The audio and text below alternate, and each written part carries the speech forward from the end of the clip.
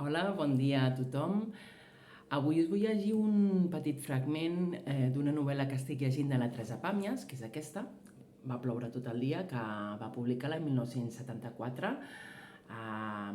edició 62, tot i que aquesta és una edició de l'any 1981. S'han fet moltes edicions d'aquest llibre, que va tenir molt èxit en el seu moment.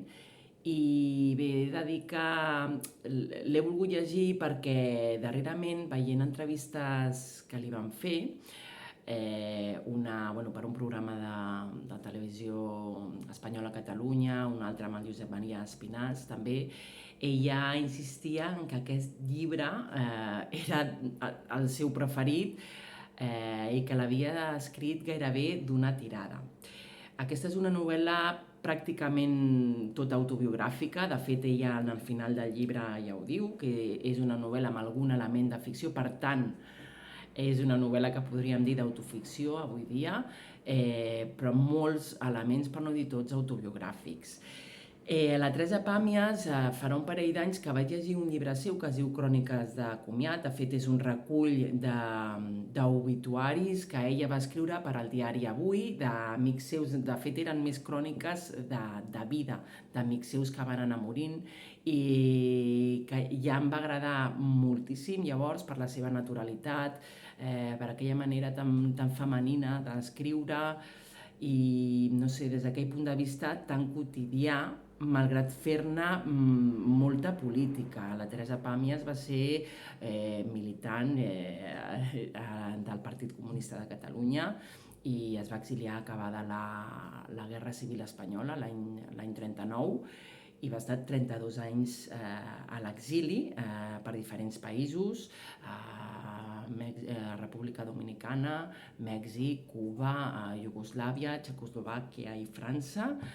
I bé, en aquesta novel·la, Va ploure tot el dia, ella narra com arran de tornar de l'exili l'any 1971, doncs venen uns agents de policia del règim franquista. Cal recordar que en Franco encara estava viu l'any 71 i encara hi havia execucions polítiques, i bé, com venen uns agents de la policia a buscar-la a casa seva i se l'emporten per fer-li un interrogatori de per què i com ha tornat de l'exili després de 32 anys, que es diu aviat, i a partir d'aquí ella comença a fer una sèrie de flashbacks, d'anades i vingudes, i de fet quan és a l'interrogatori ella el narra en tercera persona, i després aquests flashbacks els fa amb una segona persona, però que és aquest tu impersonal, que és com la primera persona, no?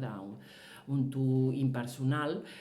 M'està encantant, sobretot perquè ella, diguem que narra, o sigui, com una persona després de 32 anys d'haver viscut a l'exili, o sigui, fora del seu país, com es troba al seu país quan torna, i aquesta estranyesa, no, de veure com ha canviat la societat amb coses tan palpables com pot ser, per exemple, quan va a un bar, la moneda, no? O sigui, els rals ara són duros, els cèntims són pessetes, ha canviat la moneda, o com doncs, el croissant que demana al bar de sota de casa seva a Barcelona doncs, no és com el que li servien a París.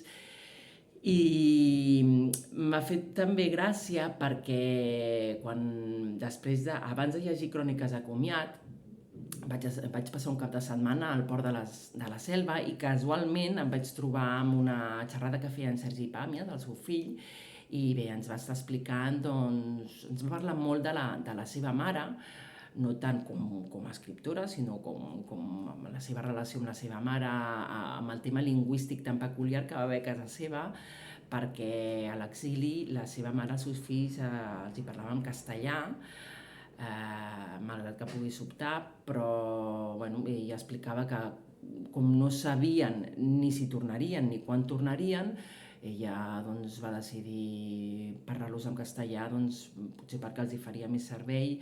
Després, com ell amb el seu germà es comunicava en francès, perquè clar, eren criats a París, i després en tornar, al cap d'un temps d'haver tornat, explicava que no sap per què, un dia parlant per telèfon amb la seva mare, amb la Teresa, doncs van canviar el xip i van començar a parlar en català, no? Automàticament, o sigui, una cosa molt curiosa, no? I bé, també ens va explicar doncs, això, o sigui, que com ella va voler tornar, tant sí com no.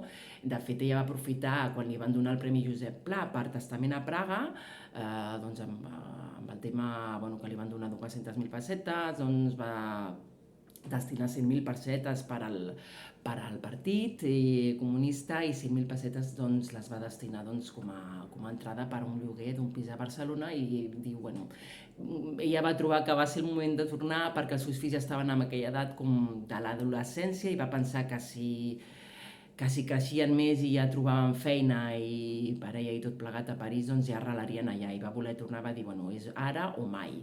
I llavors m'ha fet gràcia perquè en aquest llibre hi ha un fragment que ja diu això, no? O sigui, era el moment de tornar perquè si no els meus fills haguessin estat sempre estrangers, no? Estrangers allà, estrangers aquí, i va voler tornar.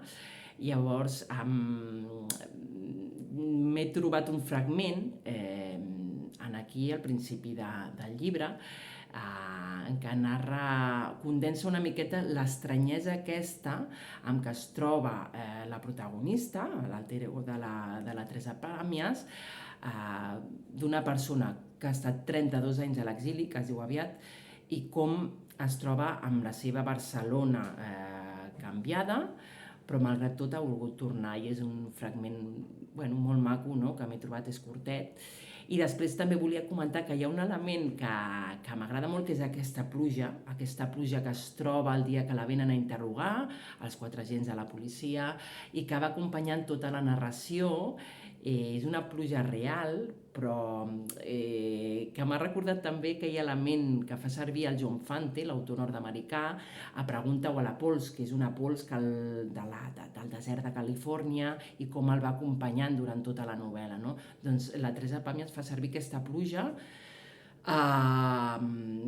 també en aquesta novel·la, i m'agrada molt a l'element quotidià tan femení que fa servir ella. S'expressa d'una manera molt natural, però també molt cinematogràfica, molt visual, i m'agrada molt també com l'element polític, no? Com ella mateixa, per exemple, quan es troba amb tot l'entrebanc burocràtic, quan vol apuntar els seus fills a l'escola a Barcelona, té que anar uns dies a París per arreglar els papers, per anar a buscar els papers, els certificats escolars dels seus fills, per portar-los apuntar-los a les escoles de Barcelona, i com, mentre està esperant al barri de la Défense de París, no? Ella fa una dissertació sobre l'incipient capitalisme davant d'aquells gratacels d'oficines, no?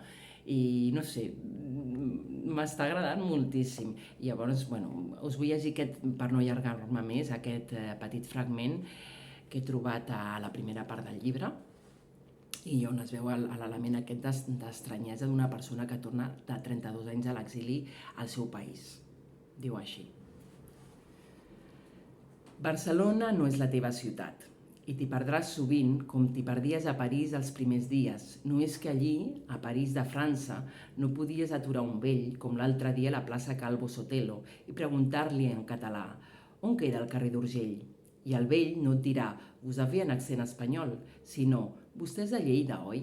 I t'acompanyarà a la boca del carrer d'Urgell i et dirà que la seva mare, en pau descansi, era de Sort, i quan tu li dius que ets de Balaguer, ell s'aturarà bocabadat. De Balaguer? Com el defensa del Barça. I encara el deixaràs més bocabadat en dir-li que el Torres del Barça és fill d'una cosina germana teva i gairebé et demanarà un autògraf. I quan el deixis a l'entrada del carrer d'Urgell i li donis les gràcies, ell dirà que no hi ha de què, però sí que hi ha de molt, no sols d'haver-te servit de brúixola, sinó per aquella manera de dir-te que la seva mare era de Sort, i per tantes coses que no podries explicar-li, ni explicar-te, i per les quals valia la pena de tornar, encara que només fos per això, per perdre's a la part alta de Barcelona i poder aturar un vell barcelonista admirador del fill de la teva cosina. I ningú no s'ho creu, que tu has tornat per això, precisament per això. No s'ho van creure, sobretot, aquells senyors de la gabardina. Aquells senyors de la gabardina són els inspectors de policia que li venen a fer l'interrogatori.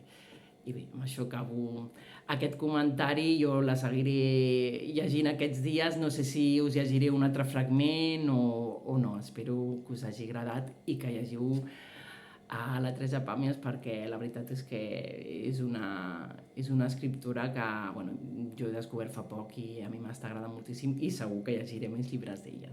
Gràcies.